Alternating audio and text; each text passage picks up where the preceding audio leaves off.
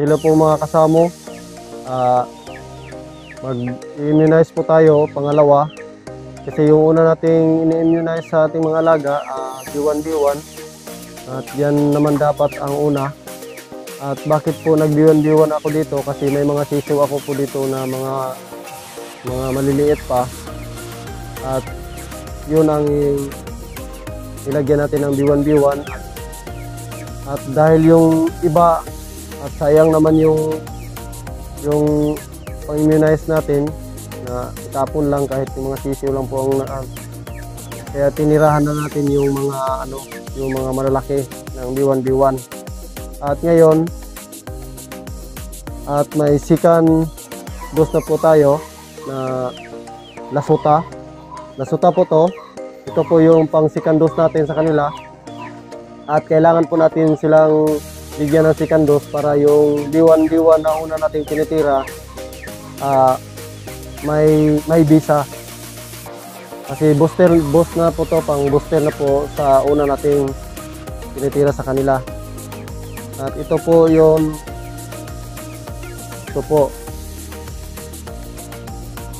ihahalo po natin.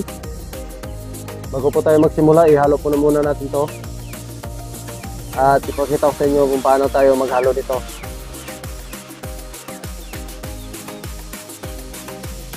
Tanggalin natin tong takip.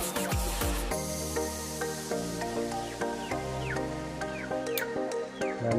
At makikita nyo, may arrow siya. Yan ang dapat natin i-twist, ganyan, open. Kasi ito po yung daan niya para ma-open po, matanggal po yung aluminum niya pangbalot. Ito po. Ito naman, ganito lang naman ang gagawin natin. Saka tanggalin natin to. Pagkatapos itong isa. So, tanggalin natin to. Hindi kasi katulad nung una, yung B1B1 may karugtong siya dito. Sabi raw nila, yung binilhan natin, wala na daw to pag lasuta na. Yan o. Tanggal natin. Ganyan yan, tinanggal natin.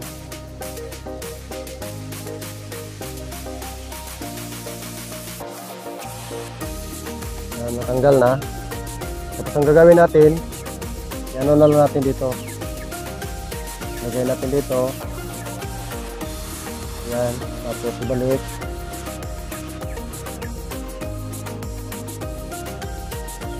Susunod, hindi ko na itapon yung pangdugtong kasi pa sa second dose wala na daw yung pangdugtong.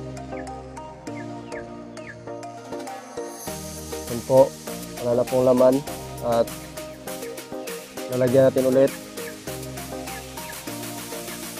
Yan. Balik natin dito.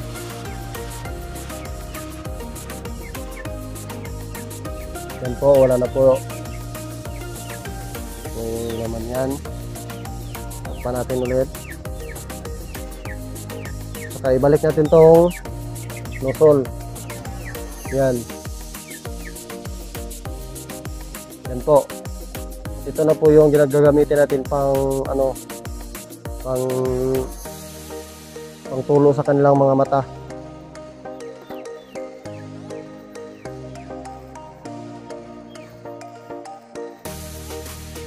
Nilagay ako dito ice para hindi siya masyadong mainit. Yan po.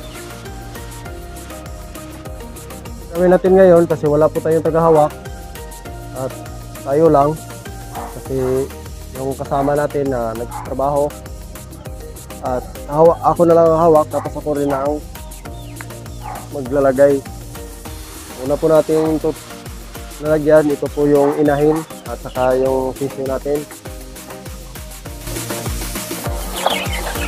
Ito na lang muna yung sisiw. Una natin lalagyan.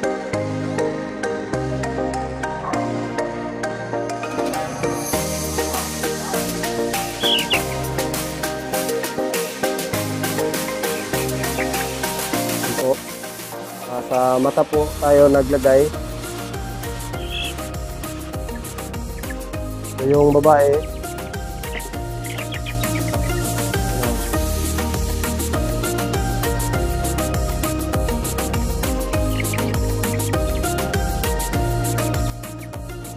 Mahirap talaga pag walang tagahawak.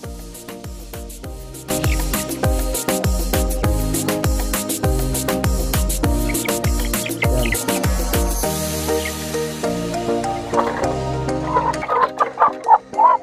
Saka ito po yung nanay. Kita lang natin.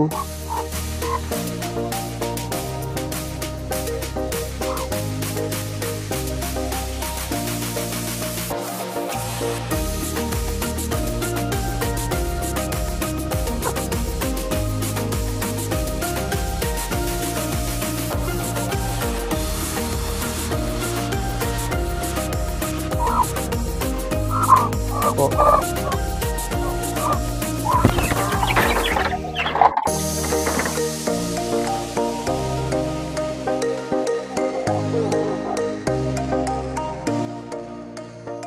Yung barako natin. Laki.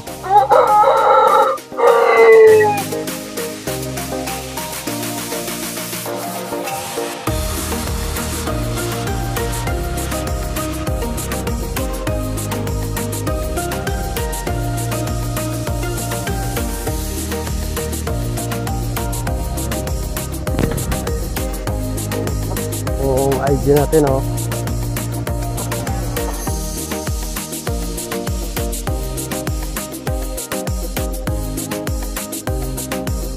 Babae po to, IG.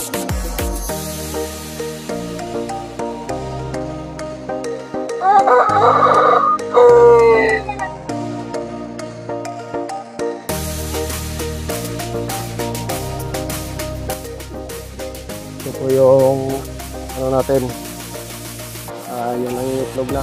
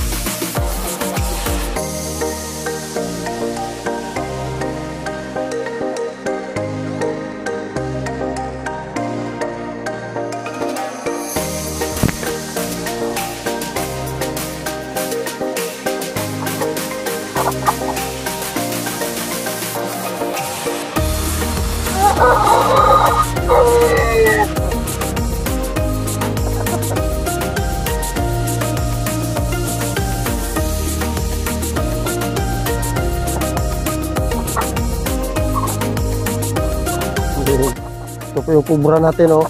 Magpasampa na.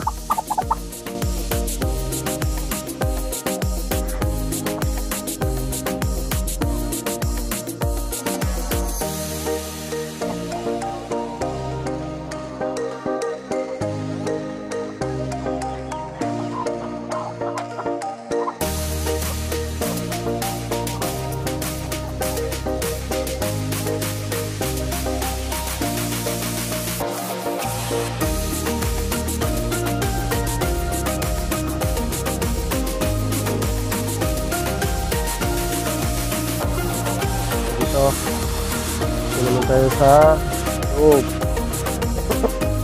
Itong barako natin, napakabigat.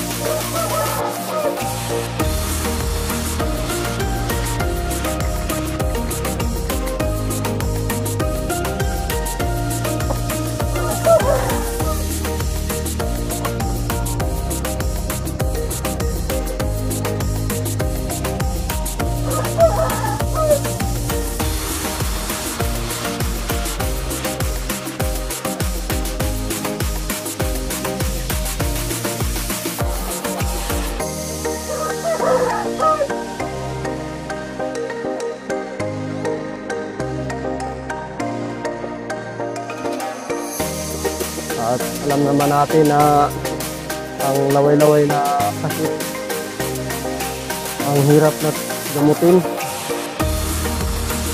At ito lang po ang panglaban ko sa mga laway-laway na sakit. Immunize lang para hindi sila madapuan. Pag madapuan man, hindi naman sila magrabihan.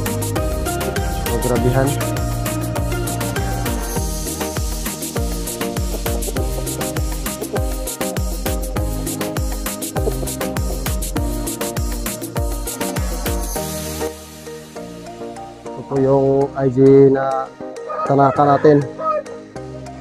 IG Tanaka. Kailangan talaga nating mag-immunize kasi marami na pong namamatay ng mga manok dahil sa laway-laway. Tapos na po tayo sa sa mga malalaki. Dito naman tayo sa mga sisiw. Yung mga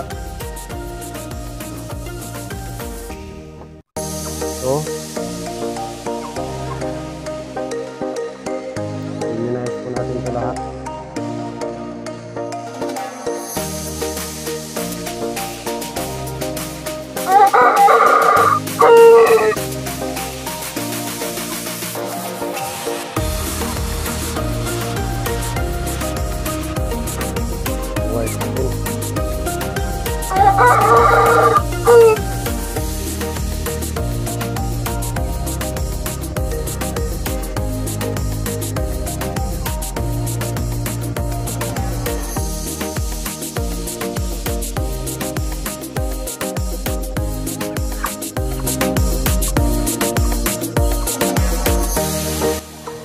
Ito po yung lalaki natin na dumpo, white. Lalaki po to.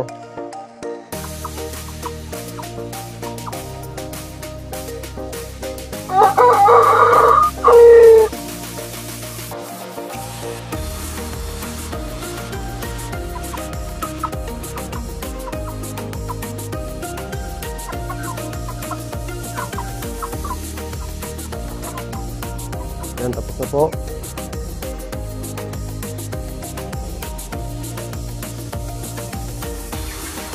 At yun lang po ang ating second dose na immunize para malakas sila at hindi sila masyadong madapuan ng mga sakit. Lalo na pag laway-laway ang madapo sa kanila. Ang hirap talaga gamutin yung laway-laway pag kasakit yan sa umaga, sa hapon patay ang manok mo.